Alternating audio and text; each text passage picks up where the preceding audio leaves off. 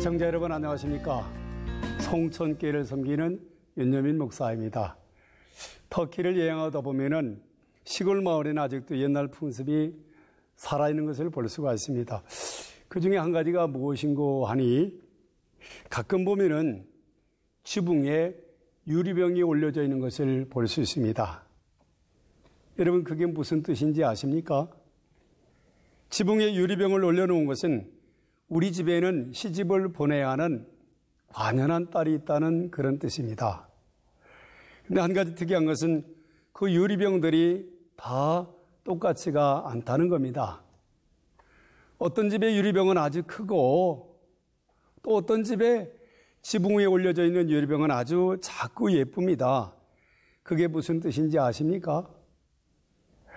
아주 큰 유리병을 지붕 위에 올려놓는 것은 우리 집 딸은 좀 못생기고 몸매도 좀 그렇고 나이가 많다는 뜻입니다.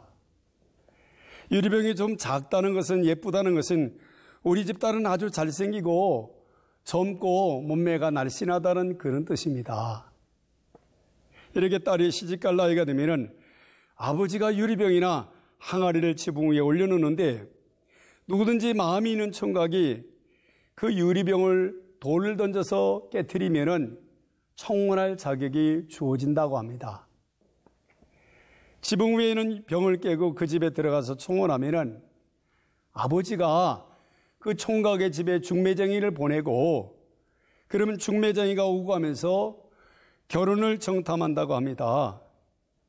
일이 잘 되어서 총각이 처녀 집에 선을 보러 오면은 처녀는 부엌 뒤에 숨어서 이야기를 다 듣고 있다가 싫다 좋다는 사인을 보내는데 그게 또 좀 재미있습니다.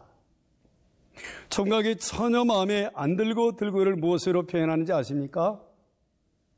커피를 끓여서 중매쟁이를 이렇게 대접하는데 마음에 들면은 설탕을 아주 많이 넣어서 커피를 끓여주고 처녀 마음에 들지 않으면은 소금을 아주 많이 넣어서 커피를 타준다는 겁니다. 설탕을 많이 넣으면 마음이 있다는 뜻이고 소금을 많이 넣어서 아주 짠맛이면 마음이 없다는 뜻입니다. 설탕이냐 소금이냐 바로 이것으로 처녀의 마음을 표현한다는 것입니다. 근데 한 번은 어떤 집 지붕에 보니까 향수처럼 아주 작은 유리병이 올려져 있는 겁니다. 저 집딸은 얼마나 이쁘고 젊고 날씬하면은 유리병이 저렇게도 작을까? 그 집 앞을 지나던 어떤 청년이 온종일 돈을 던져서 기어이 그 병을 깨트리고 말았습니다. 그리고 당당하게 그 집에 들어가서 청혼을 하고 중매쟁이가 오고 가고 드디어 설탕을 듬뿍 넣은 커피가 나오고 결혼식을 올리게 되었답니다. 하지만 신부의 얼굴은 첫날 밤을 지낸 다음에야 볼 수가 있답니다. 어떻든 이렇게 결혼식을 다 마치고 술에 만취된 채 첫날 밤을 보낸 다음 밝은 아침에 신부의 얼굴을 보는 순간 이 결혼한 신랑이 혼비백산하고 말았습니다. 이건 도무지 아닙니다. 아닙니다. 그 작은 유리병에 걸맞는 신부가 아닙니다. 라헬 같은 신부를 기대했는데 레아 같은 신부를 발견하게 된 겁니다. 그래야 이 신랑이 신부 아버지를 찾아가서 따집니다. 이건 아니지 않습니까? 지붕에 있던 병은 그렇게 작고 예쁘는데 사기친 거 아닙니까? 그때 신부의 아버지가 뭐라고 응수한지 아십니까? 왜? 내 눈에는 내 딸이 세상에서 제일 예쁘단다. 뭐가 잘못됐단 말인가? 신부의 아버지는 불꽃 같은 눈빛으로 당당하게 주장하더라 합니다. 사랑하는 아버지의 눈에는 미운 자식이 없는 법입니다. 성경에서 소개하는 하나님은 우리의 아버지이십니다. 탕자의 아버지, 하늘에 계신 아버지이십니다. 그 아버지께서 이렇게 말씀하십니다. 하늘로부터 소리가 있어 말씀하시되 이는 내 사랑하는 아들이요 내 기뻐하는 자라 하시니라.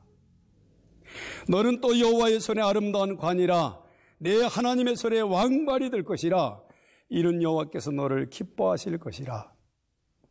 하나님의 눈으로 볼 때는 선한 사람도 없고 못생긴 사람도 없습니다. 누구든지 천하보다 소중한 한 생명입니다. 그 한 생명을 위하여 예수님께서 대신 십자가에서 죽으셨습니다. 그러므로 나는 하나님께 소중한 사람입니다. 사랑하는 시채널 시청자 여러분, 이런 하나님의 사랑을 깨닫고 소중한 사람으로 소중한 인생을 살아가시기를 바랍니다. 감사합니다.